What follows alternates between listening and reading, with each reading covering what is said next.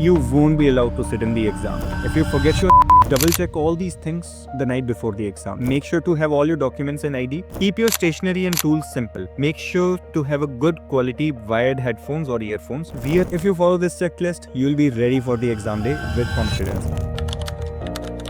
Hello everyone and welcome to Frenchify. See, TEF or TCF Canada exam day can feel stressful, but if you know exactly what to bring, how to prepare, and what to expect, you'll walk in with confidence. In this video, we're going to talk about all of these things that you need to know for the exam day. Stationery and tools, last minute revisions, sleep and meals, morning of the exam, clothing and comfort, mental strategies for listening, reading, speaking and writing exam, keyboard or writing hacks, documents and ID.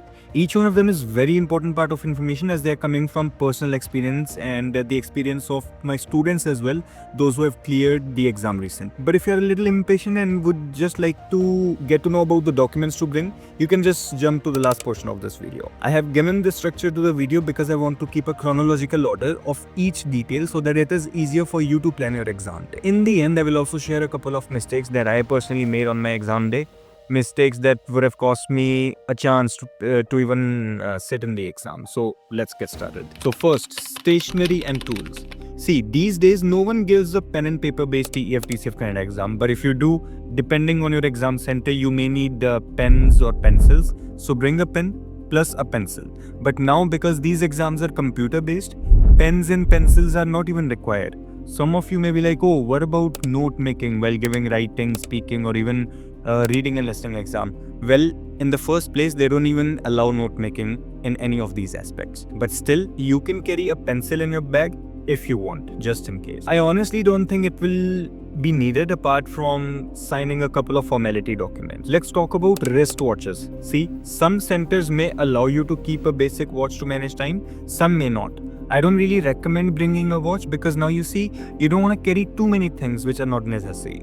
The exam invigilators are going to tell you the time, and for the reading, writing and listening exam, you don't even need a watch because the timer will be there on screen. And for speaking as well, the time will be controlled by the examiner. So you don't even need to worry about it. And then a transparent water bottle without a label is fine to bring. Please remember, no dictionaries, notes or electronic devices are allowed in the examination hall.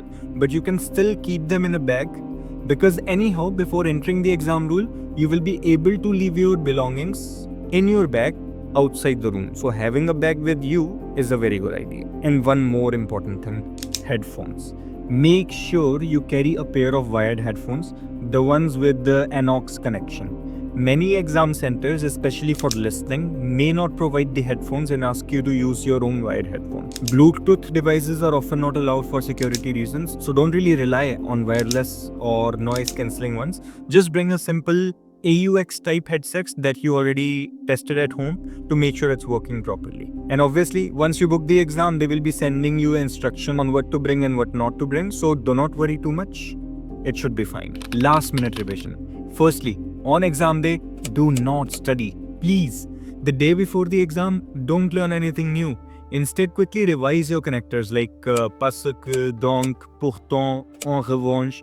Revise your fixed expressions that you often use in speaking. Go over and just review your recent reading and listening mock attempts and understand why your responses were wrong.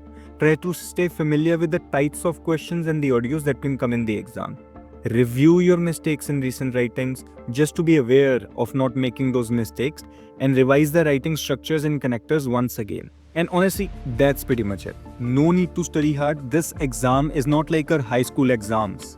It's a language exam, so you cannot cram everything the night before. Okay, so let's talk about what to do the night before the exam. One of the most important things you can do is get a proper night's sleep. Not enough and uncomfortable sleep can seriously reduce your focus, your concentration, and even your ability to think clearly during the test. You don't want to feel foggy when you are trying to listen or when you need to speak quickly. And now I completely understand that there is an anxiety the night before. I went through the same thing. I also couldn't sleep properly before my exam. But what matters is that you are in bed, lights off by around 8 p.m. I know that sounds early and maybe it feels unrealistic, but trust me, forcing yourself to stay away for just 2 more hours of revision will not really help you. If you've been practicing French properly in the weeks and months leading up to the exam, those 2 extra hours of late night revisions will not make any difference at all. Believe me, your brain will perform much better after rest than after just last minute cramming. Also, avoid heavy meals at night. I don't want to discuss everyone's personal bowel movement schedule, but you know about yourself. If you're a person who wakes up early, clear everything up and feel fresh enough to start the day, that's great. But eating a heavy meal at night will increase the amount of food in your stomach the next day. And see, we will already have enough exam pressure tomorrow, okay? We don't need any extra pressure. So please watch out what you eat and how much you eat the night before. I know we may laugh at it right now, but this is very serious and it can distract you. Which brings me to the next point. Morning before the exam. See, I personally feel more focused when I have an empty stomach without any breakfast. So keep it empty if possible, but if that would not be possible for some reasons, eat a very light breakfast in the morning so that you have enough energy, but do not feel heavy. Let's discuss clothing, comfort, and nature's call situation during the exam. Here's one thing I want to confess. When I was giving the exam, I made a big mistake not wearing a hoodie. See, I gave my exam in September, and even though the weather was not cold, but it was not even warm. In the exam room, they had an AC going on. I was not only feeling cold, but I was also wanting to go to washroom really bad while my listening exam was going on. So please wear comfortable clothes. Many exam centers are too cold. They don't feel cozy. So wear a loose, comfortable hoodie to feel cozy within. Sure, drink enough water. Obviously, you should not be dehydrated, but also do not drink it too much because that can also be a bad situation. The stretch of listening and reading exam is for about 2 hours without break. So think about this. Mental preparation and in-exam mentality. See, here's the truth. You don't need to understand every single word to succeed in TEF Canada. In listening, focus on keywords and context. Don't get stuck on one question or one word. Keep moving forward. The listening exam will go so quick, you won't even realize. You literally need 100% focus in the listening exam. Same thing for reading. Even though you have 60 minutes for 40 questions, keep moving forward. Do not spend too much time on one question. That can be very dangerous trap as it will shave off the time for more important questions later in the reading test. In speaking, no need to chase perfection. The examiners want fluency, confidence, the ability to develop your ideas. A useful mindset tip I would like to give: think of a speaking test as a normal conversation, not an interrogation. Also, if you can, crack a couple of jokes. It really creates a positive effect. And one more important note for the writing section. During the exam, you won't be given a separate French keyboard. That means you'll need to type French accents using a regular keyboard which will be provided. To prepare, I recommend practicing with an on-screen accent tool.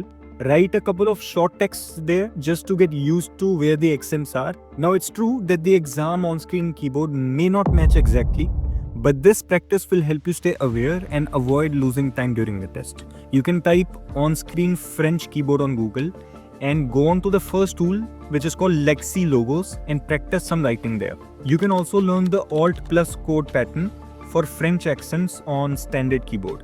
Here are the examples. Even if you don't memorize all of them, knowing a few common ones can save you the stress and keep your writing clean on the exam day. Here is a screenshot of these patterns. Make sure to save it or just type it on Google, Alt plus code patterns for French accent. By the way, let me share one of my big mistakes. At the time of my exam, I was living in Barrie and had to travel all the way down to Toronto to give the exam.